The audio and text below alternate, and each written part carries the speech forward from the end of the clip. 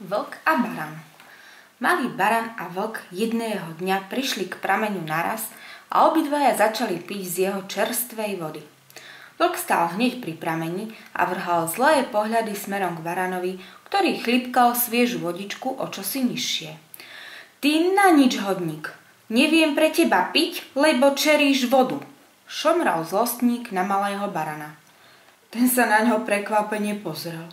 Ako to? Veď ja som nižšie, to ty piješ pri prameni. Je predsa jedno, kde pijem, keď ty čeríš vodu. Namosúrene na ňo zavrčal vlk. Barán iba začudovane krútil hlavou.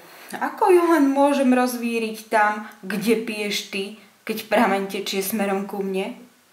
Nezaujíma ma, kade tečie, zrúkol na ňo vlk.